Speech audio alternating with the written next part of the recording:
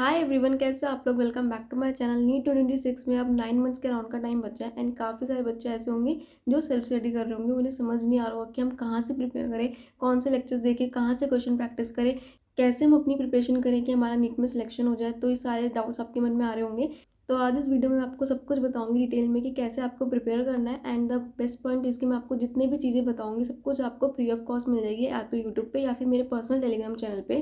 तो आपको कुछ भी नहीं खरीदना है, बस मेरा टेलीग्राम चैनल ज्वाइन करना है, जिसका लिंक आपको डिस्क्रिप्शन में मिल जाएगा। वहाँ पे आपको सब कुछ मिलेगा और कैसे उसे यूज़ करना है वो सब कुछ मैं आपको बताऊंगी। तो ये वीडियो आपके लिए बहुत यूज़फुल होने वाली है। तो वीडियो को एकदम एंड तक देखना। एंड अगर कोई भी डाउट आए तो आप मुझे कमेंट में बता सकते हो। So now let's start the video. देखो, सबसे पहले तो अगर आपने अपनी प्रिपरेशन अभी स्टार्ट करी है तो आपको बीच में रुकना नहीं है। पूरे साल आपको कंसिस्टेंटली मेहनत करनी है और आपको सारे डिस्ट्रैक्शन से बचना है।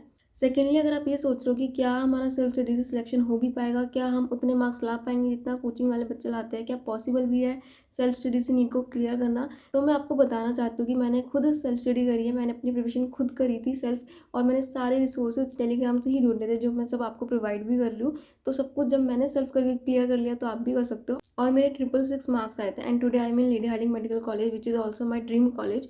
तो जब मैं कर सकती हूँ तो आप भी कर सकते हो। तो बिल्कुल पॉसिबल है। तो अगर आपके मन में 1% भी डाउट आ रहा है ना कि क्या हमारा हो पाएगा, बिल्कुल हो सकता है। इस डाउट को निकाल दो, और जब तक ये डाउट आपके दिमाग से निकलेगा नहीं ना, आप अपना बेस्ट नहीं दे पाओगे। आपको हमेशा यही लगेगा क्या मैं सेल्फ कर रहा हूँ, क्या ये इनफ है, क्या मेरा हो पाएगा, क्या मेरी प्रिपरेशन इनफ है। आप अपने आप को डाउट करते रहोगे।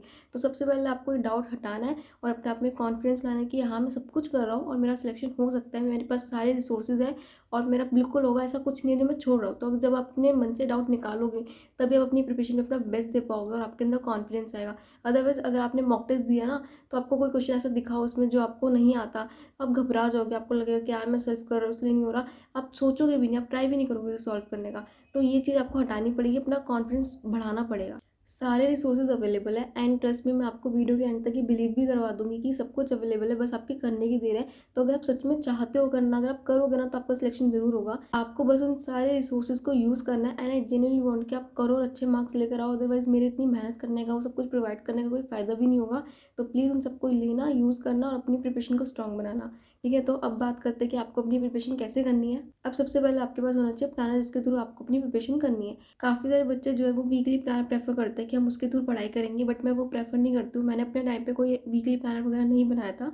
मैंने मॉक टेस्ट के थ्रू पढ़ाई करी थी। व्हाट आई डिड, मैंने एक मॉक टेस्ट लिया, मैंने उसका सिलेबस देखा और मैंने वो शेड्यूल कर दिया कि मुझे 2 हफ्ते बाद ही मॉक टेस्ट देना है। फिर मैंने वो सारे चैप्टर्स को पढ़ा और फिर मैंने वो मॉक टेस्ट दिया। तो मैं इस तरह से करती थी। इसका एडवांटेजेस ये है, इस तरह से हमारा जो जो चैप्टर्स हम पढ़ते जा रहे हैं साथ साथ हम मॉक टेस्ट देते जाएंगे। अगर आप वीकली प्लानर बनाओगे उसके बाद आपके पास उस सिलेबस का कोई मॉक टेस्ट नहीं होगा वो असेस करने के लिए कि आपने जितना पढ़ा वो आपको कितना आता है। दूसरी बात, जब आप वीकली प्लानर के थ्रू करते हो ना, और अगर आपका कोई भी बैकलॉग हो गया, ठीक है, आपका कोई भी हल्का सा टारगेट भी इधर उधर हो गया, तो उसके बाद आपके पास ऑप्शन होता है कि आप उसको हटा के दूसरा वीकली प्लानर बना सकते हो और फिर न्यू स्टार्ट कर सकते हो। बट अगर आप मॉक टेस्ट के थ्रू करोगे तो आपको पता है कि भाई मुझे मॉक टेस्ट देना है तो मुझे सिलेबस कंप्लीट करना पड़ेगा। तो इस तरह से आपका सिलेबस कंप्लीट होगा, साथ ही साथ आपने वो जो पढ़ा है वो आपको कितना आता है वो आप असेस भी कर सकते हो मॉक टेस्ट देके। आपकी मॉक टेस्ट वाली प्रैक्टिस भी साथ साथ चलती रहेगी। तो इससे मेरा सिलेबस बहुत जल्दी कंप्लीट हो गया था। तो इस तरह से आप कर सकते हो। अगर आपको अच्छा नहीं लगता, आपको वीकली प्लानर नहीं पसंद है, तो आप उस तरीके से भी कर सकते हो। तो ये हो गया आपका एक शेड्यूल होना चाहिए, आपके पास एक टारगेट होना चाहिए कि जिसके थ्रू आपको पता हो कि आज मुझे कितना करना है। सेकेंडली, जब भी आप पढ़ोगे तो एटलीस्ट हर दिन 2 सब्जेक्ट्स तो करना, क्योंकि अगर आप एक ही सब्जेक्ट करोगे तो बहुत जल्दी बोर हो जाओगे, फिर करने का मन नहीं करेगा। और तीनों सब्जेक्ट करोगे तो फिर तीनों का थोड़ा थोड़ा ही हो पाता है, जिससे आपको ऐसा लगता है कि यार आज तो कुछ किया ही नहीं एक सब्जेक्ट में। तो 2 सब्जेक्ट करोगे, इससे आपका जो है बोर भी नहीं होंगे और एक सब्जेक्ट में आपका एक अच्छा खासा पोर्शन कंप्लीट हो जाएगा। तो इस तरह से आपको डेली एटलीस्ट 2 सब्जेक्ट्स को पढ़ना है। अब बात करते हैं कि आपको कैसे हर सब्जेक्ट को अप्रोच करना है। ठीक है, तो सबसे पहले आपको देखने हैं वीडियो लेक्चर्स। तो आप कहाँ से देखोगे, यूट्यूब से देखोगे अगर सेल्फ स्टडी कर रहे हो, और अगर आपके पास कोचिंग वगैरह है तो आप वहाँ से लेक्चर्स देख सकते हो। ठीक है, तो जो बच्चे सेल्फ स्टडी कर रहे हैं यूट्यूब पे आप उम्मीद बैच के लेक्चर्स देख सकते हो। मैंने अपने टाइम पे उम्मीद बैच के ही देखे थे। तो वहाँ के लेक्चर्स देख लो, वहाँ पे इनफ कंटेंट है। फिजिक्स के लिए प्रॉपर उम्मीद बैच देख सकते हो। बायो के लिए सीप मैप के लेक्चर्स देख सकते हो जो मैंने देखे थे। और केमिस्ट्री के लिए मैंने इनऑर्गेनिक में वीटी सर, ऑर्गेनिक में पंकज सर और फिजिकल में सुधांशु सर के लेक्चर्स देखे थे। तो आप ये देख सकते हो। ऑल्सो मैंने कुछ लेक्चर्स नितेश सर के भी देखे थे क्रैश कोर्स में, तो आप उनके लेक्चर्स भी देख सकते हो, वो भी बहुत अच्छा पढ़ाते हैं। तो ये सारे टीचर्स जो मैंने देखे थे। बाकी आपको अगर किसी और टीचर का भी समझ में आता है तो आप वहाँ से भी पढ़ सकते हो। बेसिकली आप कोई से भी उम्मीद बैच को फॉलो कर सकते हो। मैंने उम्मीद 2022 को किया था। आप लोग सिलेबस चेंज की वजह से 2024 कर सकते हो, 2025 कर सकते हो। तो आपको जहाँ से समझ में आए वो कर सकते हो। अगर आपको पहले वाले देखना है तो आप वहाँ से भी देख सकते हो, बस वो डिलीटेड पोर्शन हटा देना। तो आप कोई भी उम्मीद बैच फॉलो कर सकते हो। अब बहुत सारे बच्चों को डाउट आ रहा होगा कि क्योंकि नीट 2025 का लेवल इतना हार्ड था, तो क्या उम्मीद बैच के लेक्चर्स इनफ होंगे, क्या वहाँ से सिलेक्शन हो सकता है, क्या वो करके हमारा सिलेक्शन हो पाएगा? तो देखो, चाहे लेवल कितना भी हार्ड क्यों ना हो, आप स्टार्ट तो बेसिक से ही करोगे ना, सीधा हार्ड तो नहीं कर लोगे। तो यही चीज़ है, आपको पहले बेसिक कंप्लीट करना पड़ेगा। तो उम्मीद बैच से आप करके नीट लेवल का जितना भी है उतना आप अच्छे से कर सकते हो। फॉर एग्जाम्पल जैसे बायो है, बायो में आपके अगर एक दो क्वेश्चन आउट ऑफ एनसीईआरटी गए हैं, लेकिन जो बाकी के क्वेश्चन एनसीईआरटी से आए, आप उनको तो नहीं इग्नोर कर दोगे ना। आप ये थोड़ी कि आप पहले एक्स्ट्रा पढ़ना शुरू कर दोगे और एनसीईआरटी छोड़ दोगे। वो तो आपकी अभी भी प्रायोरिटी रहेगी, क्योंकि वहाँ से ही तो मेजोरिटी पेपर आ रहे हैं। तो ऐसे ही फिजिक्स में भी, चाहे आपके 4-5 क्वेश्चन जेई लेवल के आ गए, तो लेकिन जो बाकी का पेपर है अगर आप वो ही अच्छे से कर पाओ तब भी आपका सिलेक्शन हो सकता है। तो पहले तो आप अपना नीट लेवल ही अच्छे से स्ट्रॉन्ग करोगे ना। आप ऐसा तो नहीं कि नया नया जोश है तो एकदम जेई लेवल का लग गए हो, ठीक है, ऐसा मत करना। फिजिक्स जो है वो हमें नीट लेवल वाली इतनी हार्ड लगती है, तो पहले तो हम उसे स्ट्रॉन्ग करेंगे ना, ताकि अगर वो 4-5 क्वेश्चन जो जेई वाले भी आ रहे हैं अगर हम उसे छोड़ दें तब भी हमारा सिलेक्शन हो पाए। ऐसा मत करना ये देख के कि जेई के क्वेश्चंस भी आ रहे हैं, लेवल टफ हो गया, तो आप एक चैप्टर उठा के उसके बहुत सारे क्वेश्चंस कर रहे हो, जेई लेवल के हिसाब से उसे प्रिपेयर कर रहे हो, लेकिन उसकी वजह से आपके पास टाइम नहीं बच रहा और आप बाकी के चैप्टर्स नीट लेवल वाले भी प्रिपेयर नहीं कर पा रहे हो। आपको सब कुछ इक्वल मेंटेन करके रखना होगा। आपको पहले सारे चैप्टर्स को नीट लेवल के हिसाब से प्रिपेयर करके रखना है, ताकि उनके नीट वाले क्वेश्चंस कर पाओ। जेई वाले फिर उसके बाद जितना टाइम आपको मिल रहा है आप उनकी जेई की प्रैक्टिस करो, ठीक है। मैं मना नहीं कर रही हूँ, करो जेई वाली, लेकिन पहले नीट को प्रायोरिटी बनाओ और वो वाले सारे चैप्टर्स कर लो। ऐसा नहीं होना चाहिए कि एक को बहुत हाई करने के चक्कर में बाकी लो रह गए, उससे आपको कुछ नहीं मिलेगा। पहले सबको इक्वल करो और फिर जिसको हाई करना है उसे हाई करो। एंड नीट के लेवल जितना कंटेंट आपको उम्मीद बैच में मिल जाएगा, so you can definitely rely on that. लेकिन बस एक दिक्कत आती है फिजिक्स में, वो भी क्या होता है, जो आपके डिटेल बैचेस होते हैं वहाँ पे इतने सारे क्वेश्चन सॉल्व करवाए जाते हैं हर टॉपिक के ऊपर, लेकिन जो आपकी वन शॉट्स होती है वहाँ पे क्योंकि टाइम कम होता है, तो वहाँ पे हर कॉन्सेप्ट के ऊपर कम क्वेश्चन सॉल्व करवाए जाते हैं। तो इस वजह से क्या होता है, हमें कॉन्सेप्ट समझ तो आ जाता है लेकिन वो स्ट्रॉन्ग नहीं हो पाता, जिस वजह से क्या होता है, जब मॉक टेस्ट में वो क्वेश्चन आता है ना तो हमें अप्रोच समझ नहीं आ पाती। जब हम खुद करते हैं हमसे वो क्वेश्चन सॉल्व नहीं होते, हमें समझ नहीं आता कि कैसे सॉल्व करना है, कैसे अप्रोच करना है, कैसे लगाना है, एप्लीकेशन क्लियर नहीं हो पाती, तो दिक्कतें आती है। इस वजह से हमें ऐसा लगता है कि यार लेक्चर में जब सर करवाते हैं तब तो हमें सब समझ में आ जाता है, पर हम जब खुद करते हैं तो हमसे क्वेश्चन सॉल्व नहीं होते। वो इसलिए क्योंकि वहाँ पे इनफ क्वेश्चन सॉल्व नहीं करवाए जाते लेक्चर में, वन शॉट्स में दिक्कत आती है। तो इसका क्या सोल्यूशन है जो मैंने अपने टाइम पे फॉलो किया था, मैंने तमन्ना मैम की 7777 क्वेश्चन सीरीज़ को फॉलो किया था। वो सीरीज़ आपको यूट्यूब पे फ्री ऑफ कॉस्ट मिल जाएगी, प्लेलिस्ट का लिंक आपको डिस्क्रिप्शन में मिल जाएगा, वहाँ से जाके आप देख सकते हो। तो बेसिकली उस सीरीज़ में क्या है, मैम ने वहाँ पे पूरी फिजिक्स के सारे चैप्टर्स के पहले topic wise, then chapter wise, then unit wise and then full marks की तरह में क्वेश्चन करवा रखे बहुत सारे डिफरेंट डिफरेंट बुक्स की, नीट लेवल के जो इंपॉर्टेंट है, जिससे जो सारे कॉन्सेप्ट है वो आपके और क्लियर हो जाएंगे, आपको एप्लीकेशन समझ में आ जाएगी, आपको अप्रोच समझ में आ जाएगी। तो वो चीज़ बहुत यूज़फुल है, तो उसको डेफिनेटली करना। अगर आप लोग इस प्रॉब्लम में होते हो कि हमें लेक्चर में समझ में आ जाता है बट हमसे खुद सॉल्व नहीं होते, तो एक बार वो सीरीज़ लगाओ, आपको डेफिनेटली क्वेश्चंस की अप्रोच समझ में आएगी, आपकी फिजिक्स जो है वो इंप्रूव हो जाएगी। अब बात आती है कि उस सीरीज़ को आपको फॉलो कैसे करना है। कुछ बच्चे लेक्चर की तरह ले लेंगे, वो गलती मत करना। आपको उसे क्वेश्चन प्रैक्टिस की तरह करना है। आपको क्या करना है, उसे आपको चालू करना है और जैसे ही क्वेश्चन आएगा आपको उसे पहले सॉल्व करना है और फिर देखना है कि आपका सही आंसर आया है या फिर नहीं आया। अगर आंसर सही आ गया तो आपको नेक्स्ट क्वेश्चन पर जाना है, नहीं आया तो आप देखोगे चालू करके कि कैसे सॉल्व करना, आपकी कौन से स्टेप पे गलती हुई है और आप वो गलती नोट करोगे, ठीक है। इस तरह से आपको पता लगेगा कि आपने क्या गलती करी थी, आपने क्या गलती हुई, आपसे सिली मिस्टेक हुई, आपसे फॉर्मूला गलत लगा, आपको अप्रोच समझ नहीं आई, आपका कंसेप्ट क्लियर नहीं था, तो आपको चीज़ क्लियर होगी और फिर वो गलती आप दोबारा नहीं करोगे। तो आपको इस तरह से उस सीरीज़ को लेना है एंड इससे आपकी काफ़ी ज़्यादा इंप्रूवमेंट होगी डेफिनेटली फिजिक्स में। अब इसके बाद आपको करनी है क्वेश्चन प्रैक्टिस। तो क्वेश्चन प्रैक्टिस आप कहाँ से कर सकते हो, आपको मेरे टेलीग्राम चैनल पे पीडब्ल्यू एनसीईआरटी बुक का आपको अपडेटेड वर्जन भी मिल जाएगा, तो आप वहाँ से कर सकते हो। वो बुक मैं सबसे ज़्यादा प्रेफर करती हूँ क्योंकि वहाँ पे आपको टॉपिक वाइज क्वेश्चन मिलते हैं, ऑल्सो वहाँ पे आपको डिफरेंट टाइप्स के क्वेश्चन मिलते हैं जिससे आपकी प्रैक्टिस बहुत अच्छी हो जाती है, तो आप वहाँ से कर सकते हो। इसके अलावा आपको आकाश और एलन का मॉडल भी मिल जाएगा, मैंने वो भी अपलोड कर रखा है, तो आप वहाँ से भी क्वेश्चन प्रैक्टिस कर सकते हो। ऑल्सो 6000 क्वेश्चन की जो बुक है एमआर सर की, मैं वो भी वहाँ पे बहुत जल्दी अपलोड कर दूँगी, लेकिन उसके लिए आपको चैनल पे 8000 सब्सक्राइबर्स करवाने होंगे, जिसके लिए आपको चैनल को सब्सक्राइब करना होगा और शेयर करना होगा। तो प्लीज़ सब्सक्राइब कर दो एंड शेयर कर दो, जल्दी से 8000 करवा दो। जैसे 8000 होंगे मैं वहाँ पे वो बुक भी आपको शेयर कर दूँगी, जिससे आप वहाँ से भी क्वेश्चन प्रैक्टिस कर सकते हो। तो क्वेश्चन सॉल्व करने के बाद आपको पीवाईक्यूज करना है, जिसके लिए आपको वहाँ पे पीवाईक्यू की बुक मिल जाएगी, तो आप वहीं से पीवाईक्यू सॉल्व कर सकते हो, तो वो कर लेना। इसके बाद बात आती है आपके नोट्स की।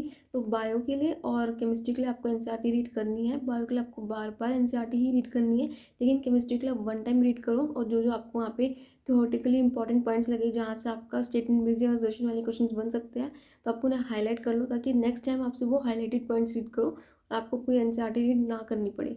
फिजिक्स के लिए आप या तो बैच के नोट्स ही फॉलो कर सकते हो, जैसे उम्मीद बैच के लेक्चर्स अगर आप देख रहे हो तो आप वही नोट्स ले लो। उसके अलावा आप मेडिजी बुक भी पढ़ सकते हो, वहाँ पे भी सारे नोट्स लिखे हुए हैं, वो भी बहुत अच्छे हैं नोट्स के लिए, तो आप वो बुक से भी कर सकते हो। उस बुक की पीडीएफ भी आपको मेरे टेलीग्राम चैनल पे मिल जाएगी। बायो और केमिस्ट्री के लिए भी वो बुक वहाँ पे अवेलेबल है। एक और चीज़ जो आपको करनी है, आपको अपनी फॉर्मूला शीट्स बनानी है, ठीक है। जब भी आप लेक्चर देख रहे हो तो जैसे ही कोई फॉर्मूला एक शीट पे लिख लेना, और फिर इस तरह लेक्चर के एंड तक आपकी फॉर्मूला शीट बन जाएगी।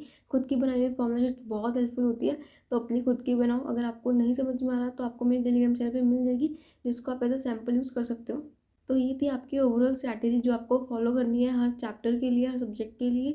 इसके बाद आपको करनी है रिवीजन और मॉक टेस्ट देना है। तो रिवीजन के लिए आपको चाहिए short notes and mind map, जिससे आप पूरा चैप्टर जो है बहुत जल्दी रिवाइज कर पाओ। तो वो भी आपको मेरे टेलीग्राम चैनल पे मिल जाएंगे, वहाँ से लो, चैप्टर को रिवाइज करो फटाफट।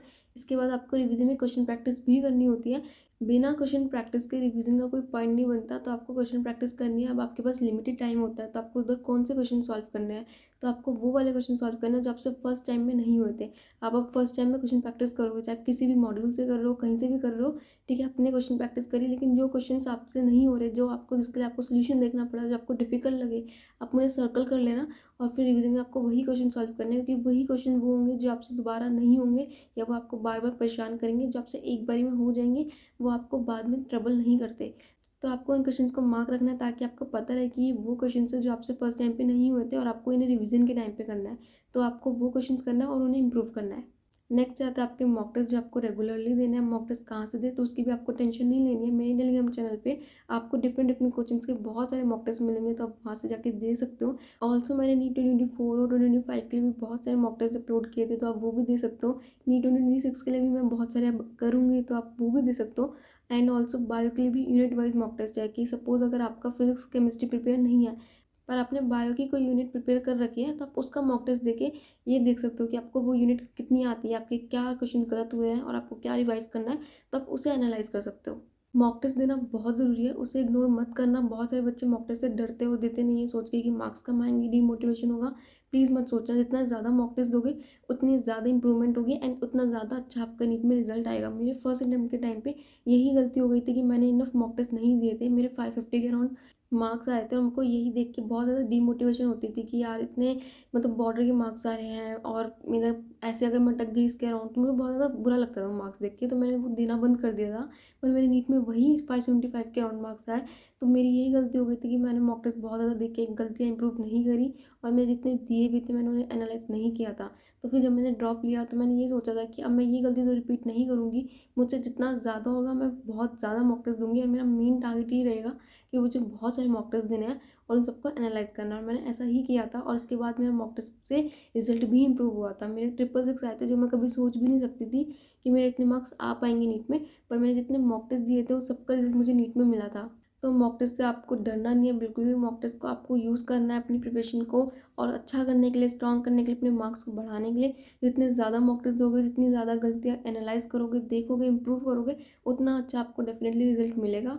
सिर्फ मॉक टेस्ट दे रहे हो और उसको एनालाइज नहीं कर रहे, ये भी गलत है। ये ऐसा नहीं करना। जितने भी मॉक टेस्ट दो, बेशक एक मॉक टेस्ट कम दे दो, पर जितने भी दोगे उन सबको एनालाइज करना मैंडेटरी है। उसके बिना आपने जो दिया है, देने के बाद आपको ये देखना तो पड़ेगा ना कि आपकी क्या गलतियाँ हुई है, और आपको क्या करना है, कौन से टॉपिक्स पढ़ने हैं, कौन से क्वेश्चन प्रैक्टिस करने हैं, क्या क्या आपके टॉपिक्स वीक है जिस पे आपको वर्क करना है और उसे इंप्रूव करना है।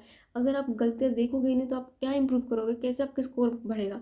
तो मॉक टेस्ट दो, गलतियाँ देखो और इंप्रूव करो, तीनों चीज़ें करोगे तभी आपका स्कोर बढ़ेगा। एंड डेफिनेटली आपको रिजल्ट मिलेगा ही करने से। तो आपको बहुत सारे मॉक टेस्ट देने हैं, जितना ज़्यादा हो उतना देना है। और अभी से आपको पार्ट टेस्ट देने तो स्टार्ट कर देने चाहिए। अगर आपका सिलेबस स्टार्ट हो चुका है, आपने कुछ चैप्टर्स पढ़ लिए, तो आप पार्ट टेस्ट देना स्टार्ट कर दो। बट अगर आप अपनी प्रिपरेशन अभी स्टार्ट कर रहे हो, तो आप अपना थोड़ा सा सिलेबस करो, एंड 10-15 डेज़ के बाद आप मॉक टेस्ट देना स्टार्ट कर सकते हो। तो अपने अभी से स्टार्ट करो, और एंड में फिर आपको फुल मार्क्स देने हैं। So that's all for the video. I hope आपको वीडियो पसंद आई हो। अगर आपको पसंद आए तो प्लीज़ लाइक करना, वीडियो को शेयर करना अपने दोस्तों के साथ, और सब्सक्राइब जरूर करना। बिना सब्सक्राइब किए प्लीज़ मत जाना, जल्दी से 8000 सब्सक्राइबर्स करवा दीजिए। ऑल्सो कोई भी दिक्कत हो, कोई भी आपको डाउट हो, तो प्लीज़ कमेंट में ज़रूर बता के जाना। वीडियो कैसी लगी हो ये भी ज़रूर बताना, एंड नेक्स्ट वीडियो आपको किस टॉपिक पे चाहिए ये भी। एंड टेलीग्राम चैनल ज्वाइन जरूर कर लेना, उसे मत भूलना। लिंक आपको डिस्क्रिप्शन में मिल जाएगा, वहाँ पे बहुत सारा कंटेंट है आपके लिए। इतना सारा मटेरियल मैंने अपलोड कर रखा है, उसे लो, यूज़ करो। अगर आप उसे करोगे ही नहीं यूज़, तो फिर उसका कोई फ़ायदा नहीं है। उसका मैक्सिमम बेनिफिट लो। Thank you so much guys for watching my video. All the best guys for your NEET preparation.